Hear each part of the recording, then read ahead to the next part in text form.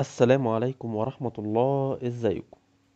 فيديو النهاردة خفيف كده وهنعمل فيه مكتبة شكلها جديد شوية، وفي نفس الوقت هي حجمها صغير، وهنعملها من خامة MDF ميلامين. هنحتاج 3 قطع بطول 60 سنتي والعرض 13، و3 قطع 21 سنتي طول، نفس العرض هيكون 13.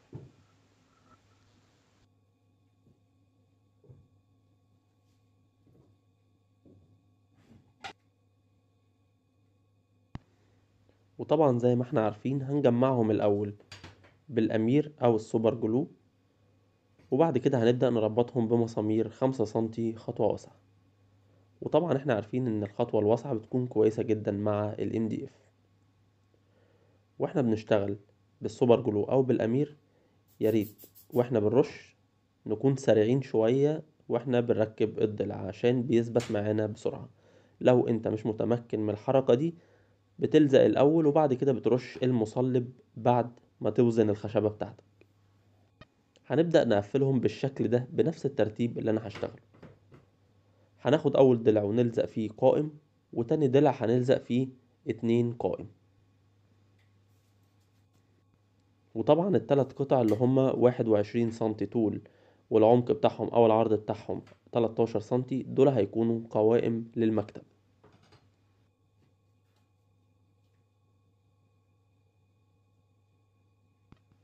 واحنا بنلزق الاضلاع نراعي قائمية الزاوية.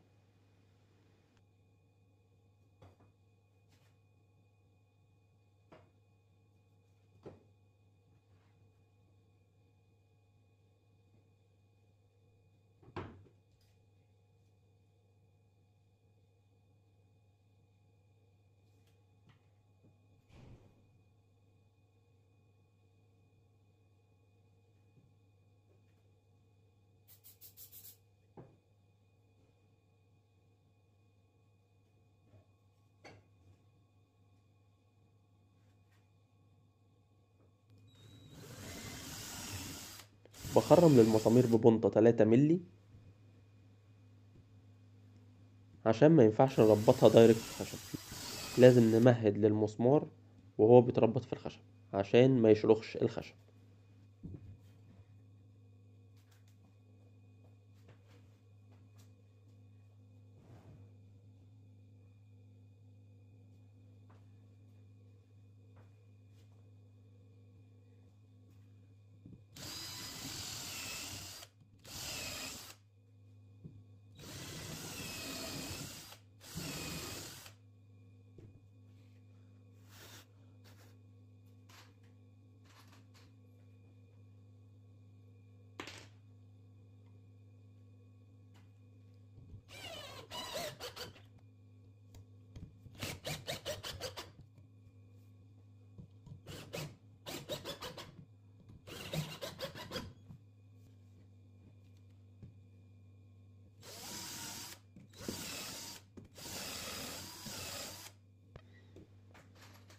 طبعا البنطة دي مميزة لأنها بتخرم وبتخوش في نفس الوقت. لو انت مش لاقيها بتشتري الخواشة لوحدها، وبتشتري بنطة التخريم لوحدها، بتكون متوفرة عند أي مواد.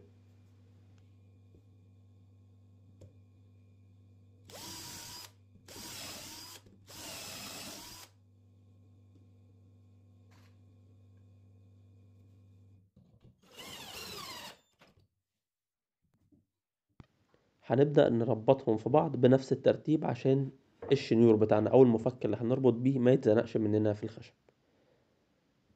هنجيب الضلع اللي فيه قائمين مع الضلع اللي فيه قائم ونحطهم بنفس الطريقة، ونحدد مكان عشان بس لما نيجي نلزق بالأمير نوصل النقطتين ببعض ويكون متوازيين.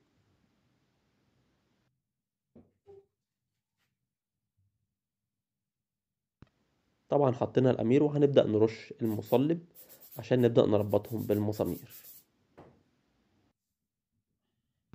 ولو حضرتك وصلت للجزء ده من الفيديو يبقى إن شاء الله الفيديو عجبك، فما تنساش بقى تدعمنا بلايك وتقولي رأيك في كومنت، لأن رأيك يهمني جدا. ولو حضرتك أول مرة تشوفني على يوتيوب ما تنساش تشترك في القناة وتشغل الجرس عشان يوصلك كل جديد.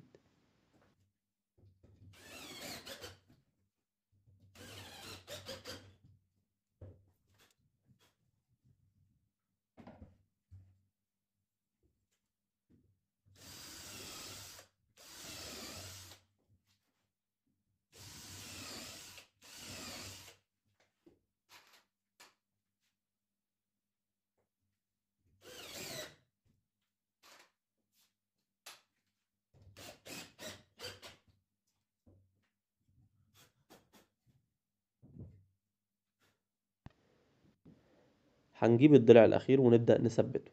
وطبعا عشان يتثبت هيزودنا شوية لان مفيش توازن، فهضطر ان انا اجيب قائم زي القوائم اللي محطوطة في المكتبة بنفس الطول، هحطه بس كده جنبه علشان يوزن لي القائم وما يبدأش يتهز منه ويبوظ.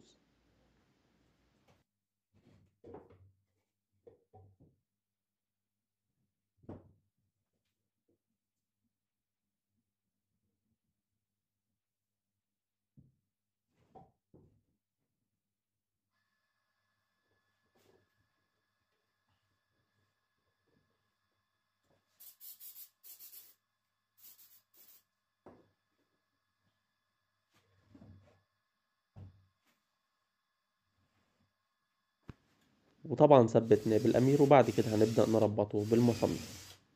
طبعا المسامير 5 سنتي أو 4 سنتي، ما ينفعش يبقى أقل من 4 سنتي وما ينفعش يبقى أكتر من 5 سنتي، لأن سمك الخشب اللي احنا بنشتغل بيه هو حوالي 18 ملي، أو ساعات بيجي 17 ملي وساعات بيجي 16 ملي كمان. فاحنا نخلي بالنا من طول المسمار لأن ممكن يشرخ من الخشب حتى لو ممهدين للمسمار ببنطة. وبكده نكون انتهينا منها، وممكن نعلقها بكذا طريقة، ممكن بالشكل ده أو بالعكس، أو ممكن نعلقها بالشكل ده، زي ما تحب تعلقها علقها. هنبدأ نحط البصمات اللي هندري بيها راس المسمار. وطبعا في طريقة قبل كده كنت شارحها ازاي نطلع بصمة من شريط حرف الملامين، لكن المرة دي أنا استسهلت وجبت البصمات اللي هي بتكون ستيكر، بيكون شكلها شيك وسهلة في نفس الوقت.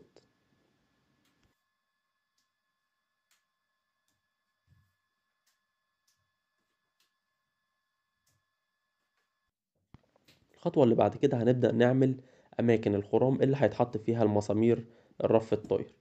والمسامير الرف الطاير اللي أنا استخدمتها هنا هي مسامير أصلا في السباكة، وأنا هشرح لكم في آخر الفيديو جبتها ازاي وليه. بخرم ببنطة 6 ملي، هي مخصصة للمسمار ده. وطبعا أنا بستخدم أداة الكوايل عشان تديني خرم قائم، ما يكونش مايل مني يمين ولا شمال. ودلوقتي هشرح لكم فكرة بسيطة بستخدمها في المسامير الرف الطاير. بص يا شباب، دلوقتي ده هيتعلق بمسامير رف طاير. طيب دلوقتي عمق اصلا الرف 14 سنتي او 13 سنتي، فاحنا لو ركبنا مسامير رف طاير هتبقى كبيرة قوي على الرف. ففي حاجة انا بجيبها بديل لمسامير الرف الطاير، وبتركب يعني انا بخرم لها في ظهر الرف او في ظهر المكتبة ببنطة 6 ملي. بروح عند السباك بشتري كيسة دي زي ما انتم شايفين كده، اسمها مسامير تثبيت القعدة او مسامير تثبيت الكرسي، اللي هو القعدة بتاعت الحمام يعني. المسامير دي بتيجي 4 مع بعض، احنا بنحتاج منهم المسامير. هو بص شكلها، شكل المسمار شبه مسمار الرف الطاير بالظبط، بس هو هنا القلاوظ بتاعت السامورة اللي بتثبت القعدة، وهنا القلاوظ اللي بيركب في الأرض نفسه. احنا بقى هنستخدم القلاوظ ده يخش في الحيط، وكل المساحة دي تخش في الرف كده. بسيطة دي، 4 مسامير هيركبوا كده بنفس الطريقة. ادي التاني، ادي التالت، ادي الرابع. طيب انا بقى هركبها على الحيطة ازاي؟ هتلخم وانا بعلم اماكن المسامير، بسيب المسامير زي ما هي كده زي ما انتوا شايفين. حلو كده. دلوقتي المكتبة اهي قدامنا، عايز تعلقها كده ماشي، عايز تعلقها كده ماشي، عايز تعلقها بالطول ماشي. هي مديانا 3 اشكال بالصدفة. طيب هنجيب هي دلوقتي الشكل الرئيسي بتاعها ان هو بيكون كده، بيكون الرف اللي هو الضلع الواحد تحت والضلعين بيبقوا فوق. هتروح جاي واخدهم على الحيط بعد ما توزن بالميزان والكلام ده كله. هتروح جاي عامل ايه؟ خبط خبطة عند كل مسمار بايدك كده بسيطة. الخبطة دي هتخربش في الحيط. شكرا، يبقى احنا كده علمنا اماكن التخريم. تجيب بقى الهيلد بتاعك او الشنيور بتاعك وتبدا تخرم في الحيط، وتطلع المسمار كده، وهتربط لحد السن القلاوظ ما يخلص. هتربطها بايه؟ ممكن تمسكها ببنز وتربط، او تحطها في الشنيور نفسه في الدريل، وتبدا تهدي سرعه الشنيور وانت بتربط لحد ما تخش في المكان اللي انت عايزه.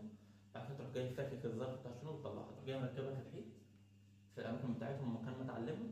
تخرم طبعا ببنطه بقى ايه على حسب ما انت عايز، يعني انا هنا بخرم لها ببنطه 8 مللي، واركب فيشر 8. هو بيجي معاه فيشر 10، لا انا انا بخرم لها ببونت 8 بحيث ان هو لما يخش في الحيط يخش شفط.